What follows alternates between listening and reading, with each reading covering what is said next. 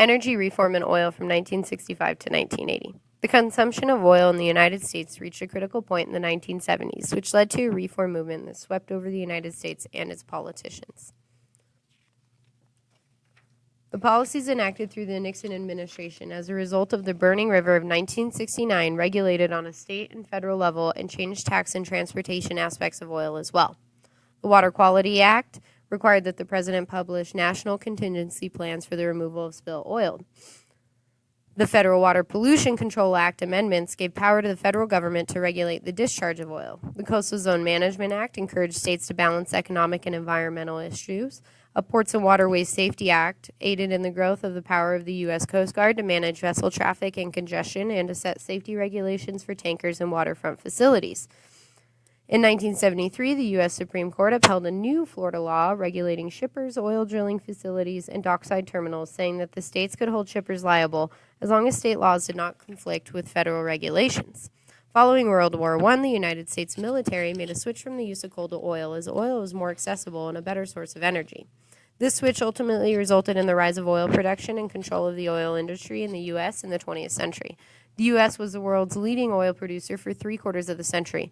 This led to the increased need for control over oil, as the U.S. accounted for 5 out of 7 world-producing oil companies. The control of oil further increased the power of the United States military and boosted the economy of the U.S., which enabled them to earn allies and win not only both wars but the Cold War as well. The Nixon administration was immensely unsuccessful in meeting the needs of citizens. The Nixon administration was unable to enact coherent foreign policy, resulting in issues with oil imports and exports. Nixon also did not account for energy problems within his foreign policy. He favored powerful domestic oil interests and sought to enforce such ideals with military solutions. He also enacted a $4 billion arms deal with Iran and Saudi Arabia, exchanging U.S. aircraft and other weapons for oil. This move was to ensure the free flow of oil from these countries to the U.S. in order to beat out similar movements from Western Europe and Japan. The OPEC was a very successful price administration in the 1970s because of its operation in the highly integrated oil market, although it was short-lived because of the hyperpluralism in the global market in the 1980s, which led to the demise of the OPEC as the price administrator of petroleum. The OPEC was able to compromise oil prices up until 1979. Within that year, the Iranian Revolution put an end to the progress the OPEC had made up until that point. As a result of the Iranian Revolution, the OPEC was unable to maintain a set price for crude oil for the world, and thus there was a disintegration of price.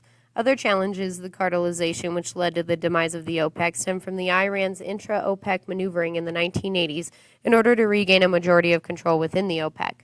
Following this demise, the OPEC set up a tier price system in which a soft market was able to emerge by the end of 1981. Although this aided the OPEC's goal, it was further hindered by the hyperpluralism of the market. The drive to not only provide oil at a cheaper cost, but also to purchase it fully aided in the end of a regulated global oil market. As with the OPEC, there were a number of other ways in which the U.S. tried to combat the oil crisis of the 1970s. In 1979, Stovall and Yergin suggested that because of the first and second oil shock that happened within 5 years of each other, a balanced program would be the one way in which to meet the United States' energy needs. There are 4 aspects in this program. 1, the leasing of offshore oil and gas properties under strict environmental regulations to promote rapid development. 2, decontrol of newly found oil and gas, including oil recovered and enhanced methods following normal methods.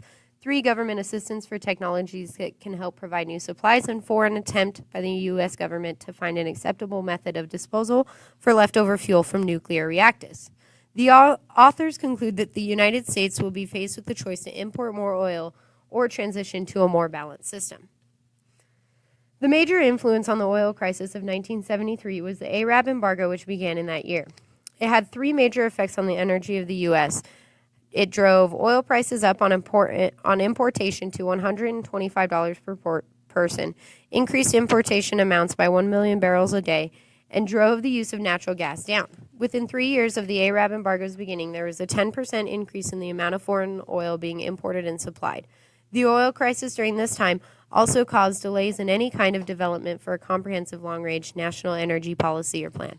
Following the Arab embargo of 1973, the FEO concentrated on creating regulatory programs to oversee equitable distribution and pricing of limited energy supplies. All regulations from the FEO were mandated by Congress, and Congress in turn passed the Emergency Petroleum Act, the Federal Energy Administration Act, and the Energy Supply and Environmental Coordination Act. Although these acts address the issues associated with the oil crisis, they lacked any comprehensive long-range change for oil policies.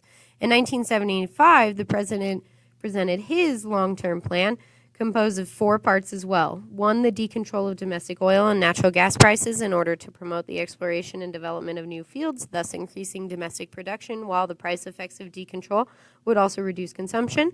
2, technology necessary to use greater amounts of ample coal deposits should be developed in consideration of modifying environmental restrictions.